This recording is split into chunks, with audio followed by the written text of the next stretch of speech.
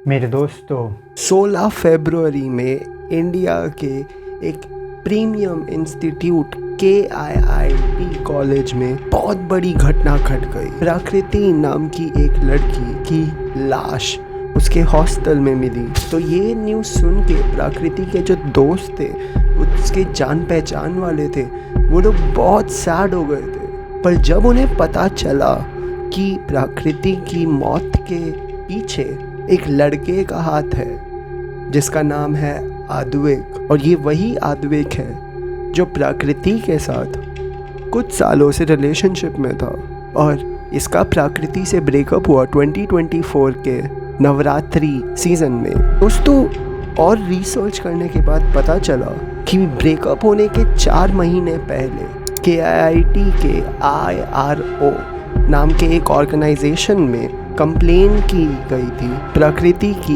आद्विक के खिलाफ। और ये IRO वही ऑर्गेनाइजेशन है जो इंटरनेशनल स्टूडेंट्स को मदद करता है, वो अगर कोई डिफ़िकल्टीज फेस कर रहे हो अपने लाइफ में तो फिर। पर इसके बावजूद कोई एक्शन नहीं लिया गया KIIT कॉलेज से। फिर एक न्यूज़ बाहर आई जिसमें पता चला कि आद्विक एयरप्लेन में बैठने वाला था और उससे पहले उसको पुलिस से अरेस्ट कर लिया गया।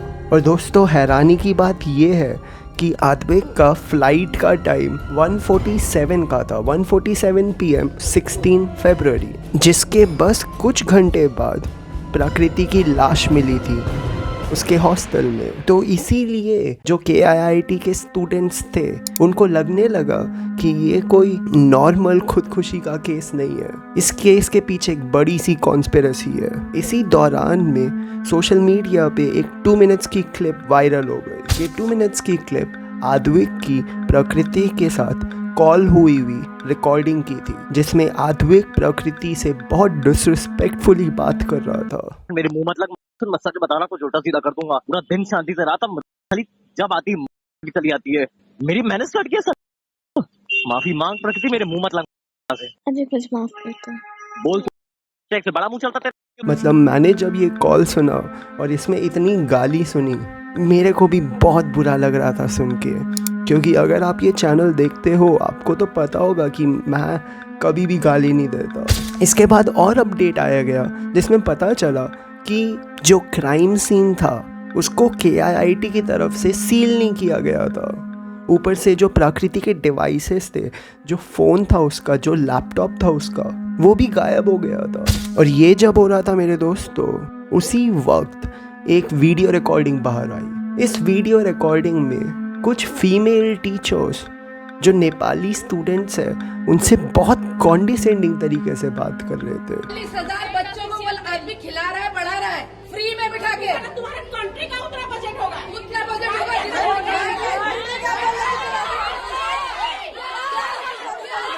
ये जब मैंने क्लिप देखी, इससे मेरा भी बहुत खून खौल गया दोस्तों, क्योंकि मेरे रियल लाइफ में नेपाल के इतने सारे दोस्त हैं। तो जब मैं देख रहा था कि इंडिया के कॉलेज में नेपाल के स्टूडेंट्स के साथ ऐसे बर्ताव किया जा रहा है, वो तो मुझे बहुत बुरा लग रहा था। और दोस्तों, स्पेशली आप अगर इंडिया की हिस्ट्री के बारे में थोड़ा जानते होगे, आपको पता होगा जो इंडिया में वॉर हुआ था 99 में कारगिल का पाकिस्तान के खिलाफ, उसमें इंडियन सोल्जर्स के साथ साथ नेपाली सोल्जर्स ने भी अपना खून बहाया था। नेपाली सोल्जर्स ने भी अपनी मदद इंडिया को दी थी, जिसकी मदद से हम कारगिल वॉर जीत पाए। और इंडिया के इतने अच्छे फ्रेंडली रिलेशनशिप है नेपाल के साथ। तो जब कोई नेपाल के लोग इंडिया में आ रहे हैं और इंडियंस ऐसे बर्ताव करें नेपाल के लोगों के साथ, तो ये देख के तो मुझे भी बहुत बुरा लगता है मेरे दोस्तों। और दोस्तों, इससे भी बुरा मुझे तब लगा जब मुझे पता चला कि ये इंसिडेंट होने के बाद अगले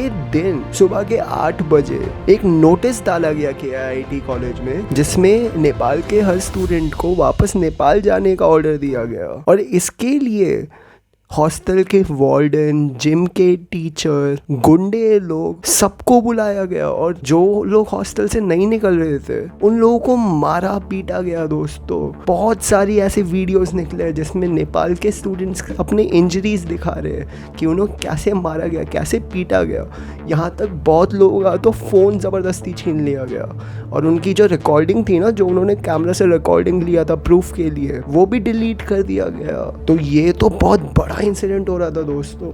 और इसके बाद नेपाल के जो प्राइम मिनिस्टर है उन्होंने एक नोटिस डाला जिनमें उन्होंने बताया कि नेपाल से 2 ऑफिशियल्स को रिलीज़ किया गया है ताकि वो इन स्टूडेंट्स की हेल्प करे जिन लोगों को वापस नेपाल भेजने की बात की गई है। तो जब KIIT कॉलेज वालों को पता चला कि अब तो इंटरनेशनल रिलेशंस भी अफेक्ट हो सकते हैं उनकी इस मिस्टेक की वजह से, तो उन्होंने नेपाल के स्टूडेंट्स को वापस बुलाना शुरू कर दिया और उन्होंने बोला कि अगर आप वापस आ जाओगे तो आपको 2500 रुपीज़ दे देंगे। कुछ लोगों को प्लेसमेंट गारंटी का प्रॉमिस किया गया वापस बुलाने के लिए।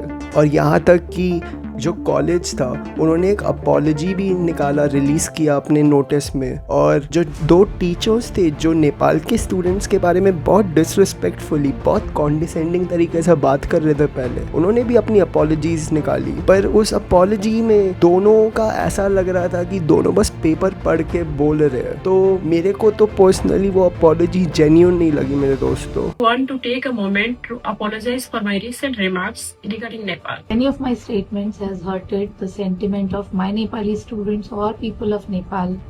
I apologize for it sincerely. और अनफॉर्चुनेटली किसी ने भी अभी तक रिस्पॉन्सिबिलिटी नहीं ली है। जो नेपाल के स्टूडेंट्स को ऐसे मारा गया, जो ऐसे ट्रीट किया गया, उसके लिए किसी ने भी रिस्पॉन्सिबिलिटी नहीं ली है। तो दोस्तों अभी तो ऐसा हो रहा है कि जो आदविक को अरेस्ट किया गया उसके फ़ोन मैसेजेस, उसके लैपटॉप से मैसेजेस, वो सब चेक किए जा रहे हैं पुलिस के द्वारा ताकि सच्चाई पता चले कि इस केस में एग्जैक्टली हुआ क्या है। क्योंकि बहुत लोगों को लग रहा है कि इस केस को दबाया जा रहा है। और अगर आपको भी ऐसा लग रहा है तो प्लीज़ कमेंट्स में बताएं कि आपको ऐसा क्यों लग रहा है, कि क्यों दबाया जा रहा है ये केस। क्योंकि अभी अलग अलग तरह की थियोरीज बाहर पब्लिश हुई है पर अभी तक पूरा जो सच है वो किसी को पता नहीं चला। और मैं तो चाहता हूँ कि ये जल्दी से इन्वेस्टिगेट किया जाए ताकि सबको जस्टिस मिले इस केस में।